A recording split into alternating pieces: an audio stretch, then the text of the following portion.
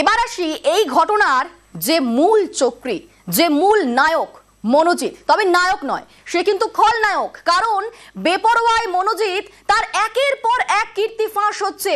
যতই সময় যাচ্ছে, যতই পুলিশ জেরা করছে, যতই পুলিশ তদন্ত করছে, তারপরে কিন্তু একের পর এক চাঞ্চল্যকর তথ্য সামনে আসছে। এবার সেই খলনায়ক মনোজিতের আরো কীর্তি ফাঁস। আমাদের সঙ্গে রয়েছেন প্রতিনিধি সোমরাজ। সোমরাজ, এই মনোজিতের ব্যাপারে আর কি কি তথ্য দিল পুলিশ, কি কি খবর এই মুহূর্তে পাচ্ছি আমরা? দেখো, মনোজিৎ মিশ্রের বিরুদ্ধে এবার যে অভিযোগ উঠে এসেছে তা হলো 2018 সালের মার্চ মাসে এই মনোজিৎ মিশ্র 2 ছাত্রীকে যৌন হেনস্থা করেছিলেন, এমনই চাঞ্চল্যকর অভিযোগ উঠে এসেছে এবং সেই অভিযোগপত্রের কপিও আমাদের হাতে এসেছে।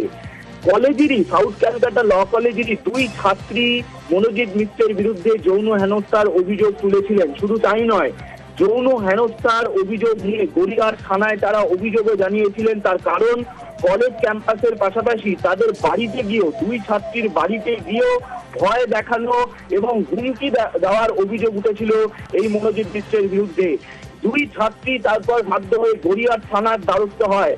কিন্তু অভিযোগ, গড়িয়াহাট থানায় অভিযোগ জমা দেওয়ার পরেও তারা গোপন জবানবন্দি দেন ম্যাজিস্ট্রেটের কাছে। গোপন জবানবন্দি দেওয়ার পরেও সেই সময় মনোজিৎ মিশ্র কিন্তু গ্রেপ্তার হননি। অনেকেই বলছেন সেই সময় রাজনৈতিক দাদাদের মাথায় হাত ছিল মনোজিৎ মিশ্রের ওপর, আর সেই কারণেই মনোজিৎ মিশ্র সেই সময় গ্রেপ্তার হননি। যদিও সেই 2 ছাত্রী তারপরে আর সেই মামলা নিয়ে এগোতে পারেনি।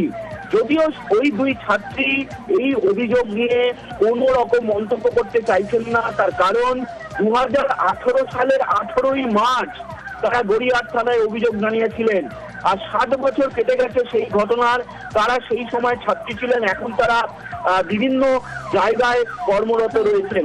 কিন্তু সেই অভিযোগপত্রের কপি আমাদের হাতে এসেছে এবং সেখানে স্পষ্টতই দেখা যাচ্ছে যে ছাত্রীরা যে বয়ান লিখেছেন, 2 ছাত্রী, সেখানে কিভাবে মনোজিৎ মিশ্র এবং তার সঙ্গীরা, সাঙ্গপাঙ্গরা, 2 থেকে 3 জন পড়ুয়া সেই সময়ও তার সঙ্গে ছিলেন, তাদের নাম উল্লেখ আছে। তারা কিভাবে ভয় দেখিয়েছে ওই 2 ছাত্রীকে এবং লাগাতার এই 2 ছাত্রীকে ভয় দেখাতো মনোজিৎ মিশ্র ও তার সাঙ্গপাঙ্গরা। এবং তোমাকে জানিয়ে রাখি, এই অভিযোগ জানানোর পরেই তৎকালীন টিএমসিপি, তৃণমূল ছাত্র পরিষদের রাজ্য সভাপতি জয়া দত্ত মনোজিৎ মিশ্রকে ক্যাম্পাসে ঢুকতে বারণ করেছিলেন। তৃণমূল ছাত্র পরিষদের তৎকালীন সভাপতি জয়া দত্ত এবং জয়া দত্তের অধীনে, অর্থাৎ যারা কাজ করতেন তৃণমূল ছাত্র পরিষদের তৎকালীন নেতৃত্ব, তারাই মনোজিৎ মিশ্রকে ক্যাম্পাসে ঢুকতে বারণ করেছিলেন এই অভিযোগ জমা দেওয়ার পরেই। তার কারণ, ওই 2 ছাত্রী শুধুমাত্র গড়িয়াহাট থানায় নয়, কলেজ ক্যাম্পাসেও তারা, কলেজের অধ্যক্ষের কাছেও তারা অভিযোগ জানিয়েছিলেন। কিন্তু সেই অভিযোগ জানানোর পরেও কোনো সুরাহা হয়নি। শেষমেশ সেই 2 ছাত্রী কিন্তু অভিযোগ নিয়ে আর এগোতে পারেনি।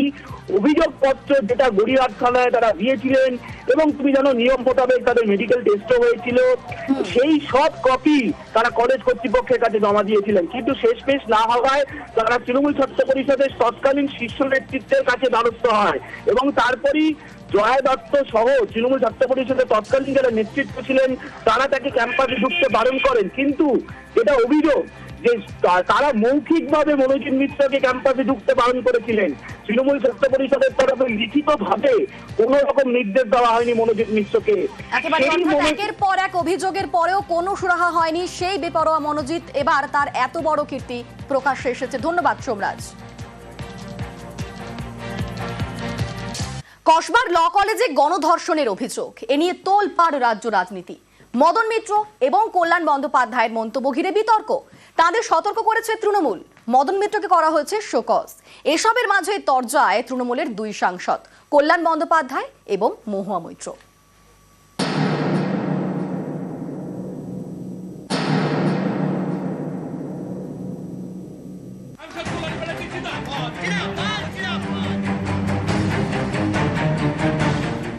গত 25শে জুন কসবাই ল কলেজে গণধর্ষণ হয় বলে অভিযোগ। এই নিয়ে 27শে জুন মুখ খোলেন শ্রীরামপুরের তৃণমূল সাংসদ কল্যাণ বন্দ্যোপাধ্যায়। নিরাপত্তা সবই রয়েছে, কিন্তু একজন বন্ধু যদি বান্ধবীকে রেপ করে তাহলে সেখানে নিরাপত্তা কি করে দেবে বলুন তো আমাকে? কলেজের ভেতরে যদি করে সেখানে পুলিশ থাকবে কলেজে, নিরাপত্তা কাকে দেবে? নিরাপত্তা তো তার সহকর্মীরা দেবে, সেখানে সহকর্মীরাই রেপ করছে। শুক্রবার কল্যাণ বন্দ্যোপাধ্যায় এই মন্তব্য করেন। এই নিয়ে তার দলেরই সাংসদের খোঁচা কৃষ্ণনগরের এমপি মহুয়া মৈত্র। কল্যাণ বন্দ্যোপাধ্যায়ের মন্তব্য ভালোভাবে দেখেনি দল। শনিবার তাকে সতর্ক করে এক্স হ্যান্ডেলে পোস্ট করে তৃণমূল। সেই পোস্ট শেয়ার করেই খোঁচা দেন মহুয়া। নারী বিদ্বেষী বলে খোঁচা। এক্সে মহুয়া লেখেন,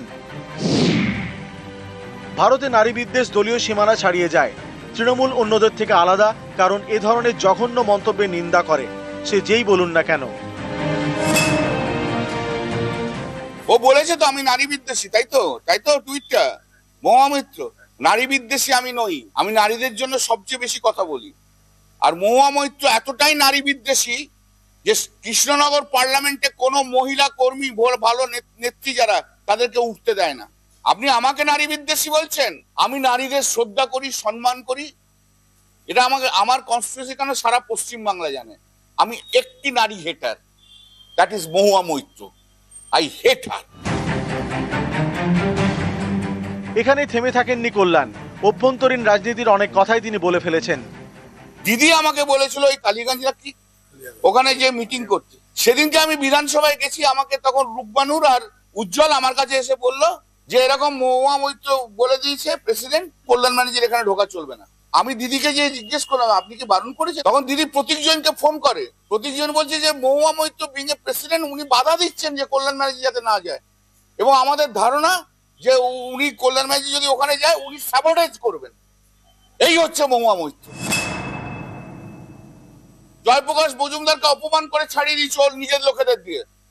ববি হাকিম গেছে, কিভাবে তাদের লোকেদের দিয়ে তাদের দুর্ব্যবহার করা হয়েছে সবাই জানে। এসব 2011-র পর এসছে, 2016-তে এমএলএ হয়েছে, তৃণমূল কংগ্রেসের ভালো সময় এমএলএ হয়েছে, এবং তারপর এমপি হয়েছে, এবং এমপিশিপটাকে পুরো ভেঙে খাচ্ছে।